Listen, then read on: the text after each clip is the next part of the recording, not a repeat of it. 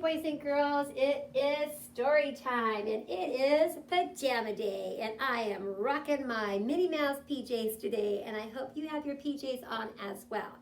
I invited you to come and have breakfast with me today during our story time. So, Mr. Severson made me a big tall stack of pancakes that have a lovely aroma in them. So if you're eating pancakes or whatever you're eating, you can go ahead and get your plate and settle in for a story. Our story today is called Mr. Wolf's Pancakes, and it's written by Jan Fernley. There's a couple of vocabulary words I want you to listen for. One of them is the word ingredients, and the other is the word drifted. See if you can hear them and figure out what they mean, okay? Go ahead and dig into your breakfast or snack, and let's get started on our story. One day, Mr. Wolf was feeling hungry. He decided to make some pancakes. Yum, yum, he said, licking his lips at the thought of a big pile of fresh, delicious pancakes. Mr. Wolf had never made pancakes before, so he took his big recipe book down off the shelf and he looked inside.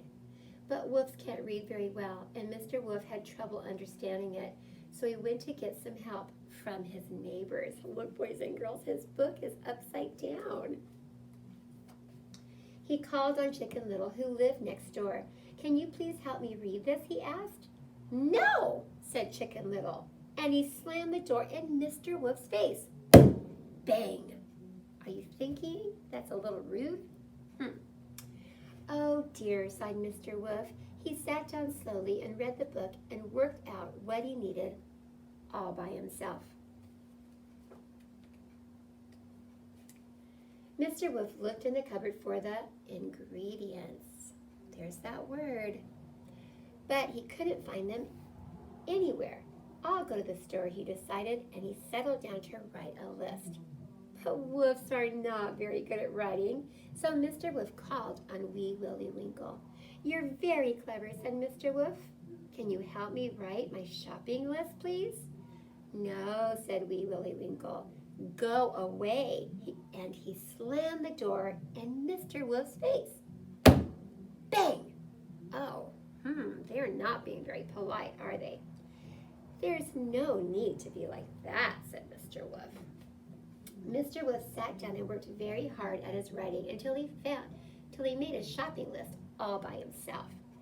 Now he needed to count his money to make sure he had enough.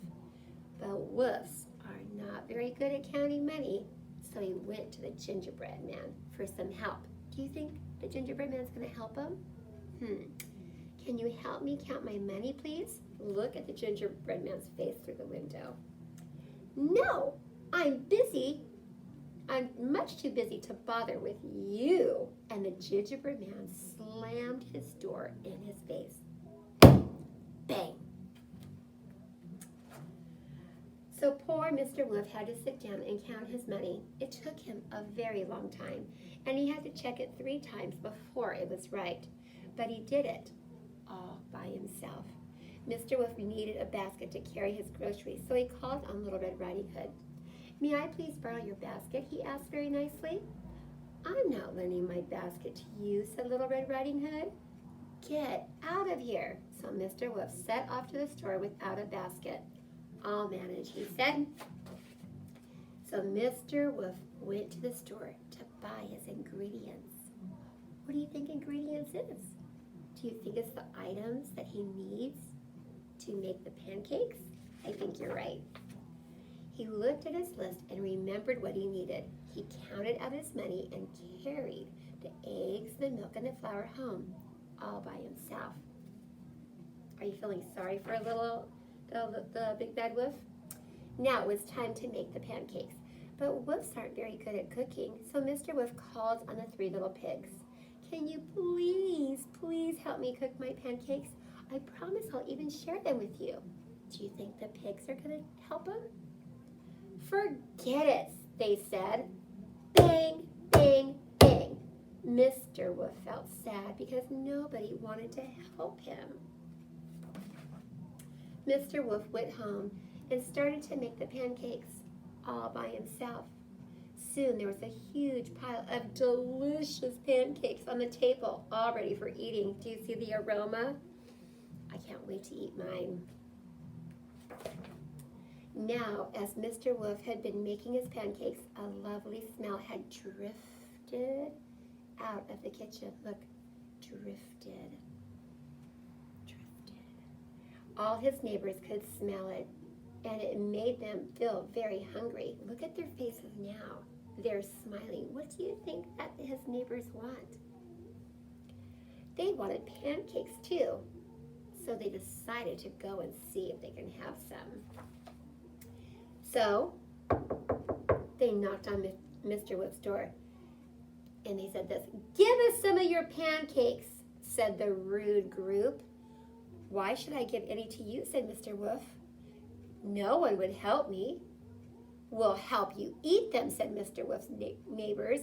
"Anyway, we're not going away until you give us some." Whoa, those guys don't have any manners. Mr. Wolf thought very hard for a moment. There's only one thing to do. "Oh, very well then," he sighed. "You had better come in." Do you think he's going to share his pancakes? Mr. Wolf opened the door wide, and whoosh! His greedy neighbors rudely pushed him aside and dashed down the hall. Mr. Wolf shook his head, shrugged his shoulders, and followed them into the kitchen. And when they were all in, what do you think he did? Mr. Wolf gobbled them all up. Snippity snap. That was the end of his unhelpful neighbors. And then, with his bulging stomach still not full, Mr. Wolf sat down to eat the pile of pancakes. And he did all by himself. Boys and girls, should we ever trust a wolf? Remember we talked about the fox and the gingerbread story? Yeah, they are sly. It's kind of like God's enemy, huh? Not to be trusted. Sometimes they appear to be all sweet and innocent, but we know the character of God's enemy, just like the character of a wolf. Oh my goodness, I wasn't expecting that ending, were you?